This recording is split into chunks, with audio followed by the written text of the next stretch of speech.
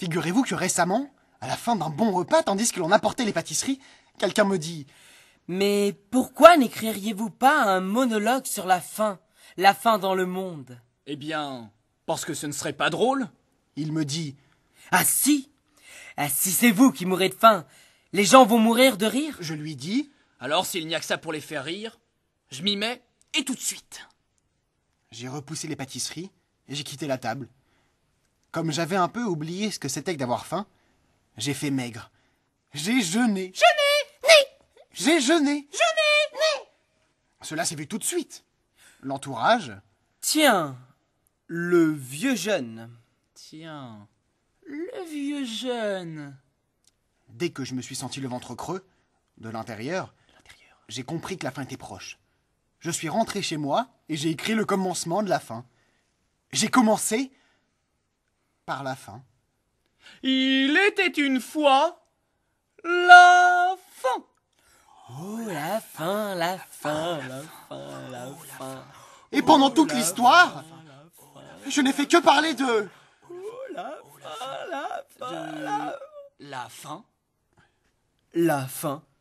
La fin. C'est bien qu'à la fin, j'ai été pris d'une telle fringale, j'ai fourré mon manuscrit dans ma poche et je me suis précipité chez le pâtissier le plus proche. Et devant la pâtisserie, il y avait un pauvre qui mendiait. Ah! Monsieur, s'il vous plaît. Je lui dis ce que je réponds toujours en pareil cas. J'ai déjà donné. Oh ouais, pas à moi, hein. Je suis un nouveau pauvre. Je n'ai été encore sponsorisé par personne. Je lui dis... Que ne le disiez-vous? Je lui donne une pièce en lui disant... Bon, prenez-la. Mais dites bien partout que c'est moi qui vous l'ai donnée. Il me signe un reçu pour mes impôts et il s'engouffre à l'intérieur de la pâtisserie. Je regarde à travers la vitre et je vois, parmi des pâtisseries de toutes sortes, un millefeuille. Épais comme ça, avec de la crème entre chaque feuille qui débordait, nappé de sucre glace blanc. Aussitôt, j'entends une voix intérieure qui me dit... Tu ne vas pas manger ce millefeuille à toi tout seul. Et puis une autre voix intérieure encore plus profonde qui me dit... Chiche. Oh, j'en étais bien capable. Et puis une troisième voix intérieure que je ne me connaissais pas. Tu partageras ce millefeuille en 3. Et tu en donneras les 2/3 au tiers-monde. Et tu garderas le 3e pour toi. Là, je me suis dit... Je ne voudrais pas marchander, mais 2/3 pour le tiers-monde. Est-ce que cela ne fait pas un tiers de trop?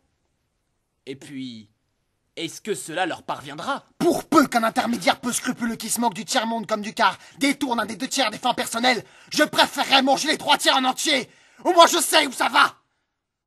Et puis... La question s'est posée. Où manger un pareil millefeuille? Où manger un pareil... On ne peut pas manger un pareil millefeuille devant tout le monde. Manger un pareil millefeuille. Ce serait indécent. Où manger un pareil millefeuille?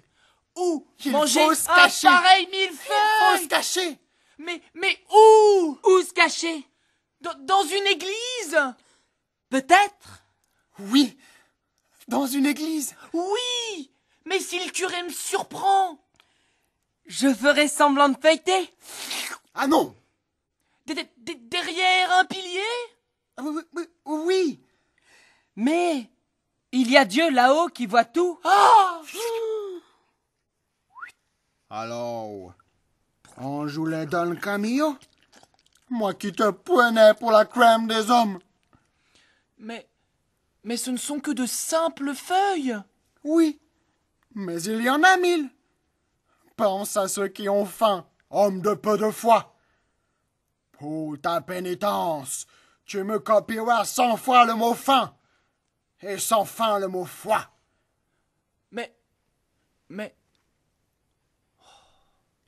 Je ferais peut-être mieux de prendre une religieuse. Et tout à coup, qui je vois derrière la vitre, je vous le donne en 1000. Une religieuse. Une vraie? Authentique. Nappée de... Coiffée de gaufrettes. de cornettes.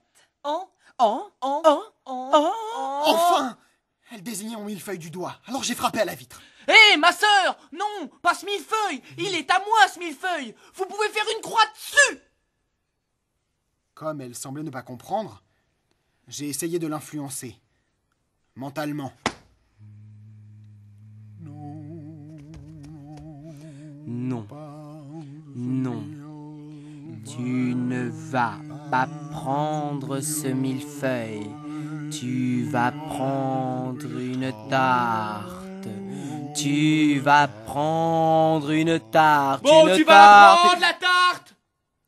Pour plus de sécurité, je suis entré dans la pâtisserie et j'ai entendu la religieuse. Je voudrais 24 nonettes. Il me faudrait 12 éclairs au chocolat, s'il vous plaît, c'est pour mes pauvres à moi. 12 éclairs au chocolat, s'il vous plaît, c'est pour mes pauvres à moi. 24 nonettes, c'est pour les... Il me faudrait 24 nonettes pour les pauvres de ma paroisse. Et vous, madame?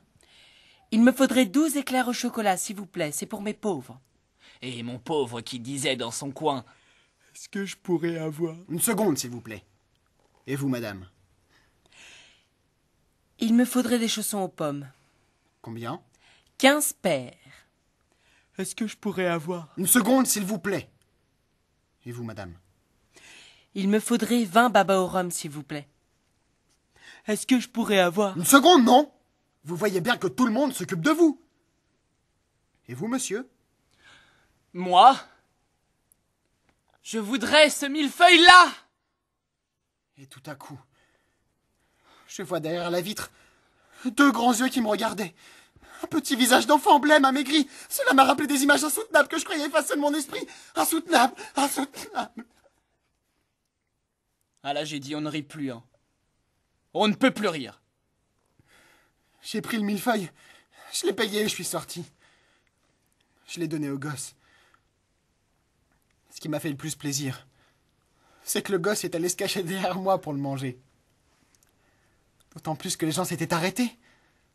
Une maman disait à sa petite fille: Tu le reconnais. C'est le comique qui fait la grève de la faim pour nous distraire. Et la petite fille, Maman, maman, ça mange quoi un comique?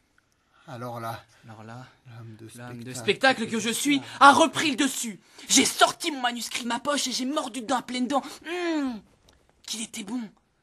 Et je l'ai mangé feuille après feuille, sauf la dernière. Et les gens qui veulent toujours connaître le mot de la fin... Mais pourquoi ne mangez-vous pas la dernière feuille? Je dis... hé, hé. Et la part du pauvre alors? Oui, et la part du pauvre alors.